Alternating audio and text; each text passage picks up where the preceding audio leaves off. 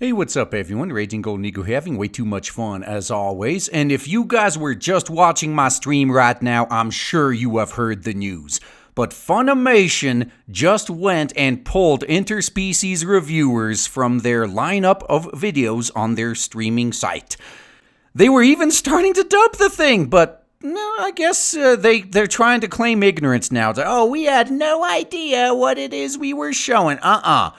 B freaking S right there. You knew what you were showing.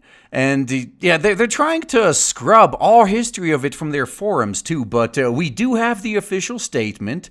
So they say, and I quote, "After careful consideration, the series was removed from the service as it falls outside of our standards. We have the utmost respect for our creators, so rather than substantially alter the content, we felt taking it down was the most respectful choice."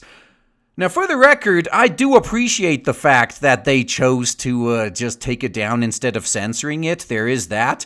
But I still have to ask. We've known for a long time that the people at FUNimation just absolutely despise fan service and us anime fans in general, given the Vic situation. We know what their views on us really are. So why did you even bother licensing this show when you were just going to do this? Why don't you just give all fan service shows to someone like Sentai? Now, on the one hand, it's freaking hilarious that their bills are getting paid by the stuff they absolutely despise, and they know that if they censor it, they're gonna go broke. That is kind of funny, but I would much rather these shows end up in the hands of the people who actually care about them. It's a very interesting world we live in. I mean, we may be seeing the resurgence of fansubbers because of stuff like this. Originally, things like simulcasting were created specifically to combat piracy and fansubbers. Because, back when buying physical anime in the West was ungodly expensive like it is in Japan now, that was the reason everyone gave for piracy. So, okay, they started making those collected editions, it got cheaper. All right, everything is going good. Now, everyone is rightly mad that we have to wait like a year or two or more sometimes to get anime. So, okay, fine. We're just going to watch the fansubs then. And then a form of fansubbing called speed subbing came out, where the fansub groups were competing against each other to release their subs the fastest. And then simulcasting just wiped them all out. So, okay, fine. We're gonna air the show within an hour of the Japanese date, or the Japanese time. Now you can't complain anymore. And for the most part, they succeeded. Simulcasting seems to have destroyed fansubbing, at least in English. There's still a few shows that don't get licensed that end up getting fansubbed by somebody. Some groups end up subbing shows that are released, but they usually end up falling behind. But now that the normies have noticed anime and FUNimation is owned by Sony, for example, I wouldn't be surprised if that is actually where the ultimate decision came from. We're probably going to be seeing a lot more shit like this. Oh, either this show gets cut or it gets censored because, we don't want this on our brand.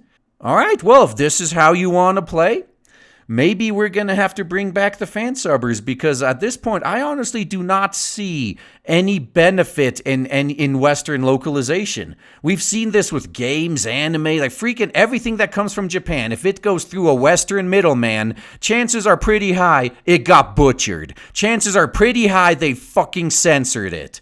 So, you know what, fine. If this is how they're going to do it, I will say what I've said before. I wish Japan would just do all this translation themselves and maybe have some bilingual Japanese guy monitor the Americans they hire to do the translation to make sure they're not pulling any censorship or woke garbage, and then release the product over here to us in the West. I wish that's what they would do.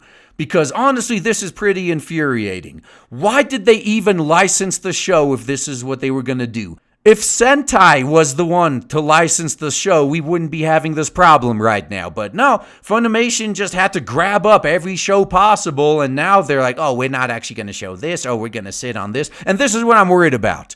What I'm actually worried about is that they're going to be sitting on the license, preventing anyone else from releasing it.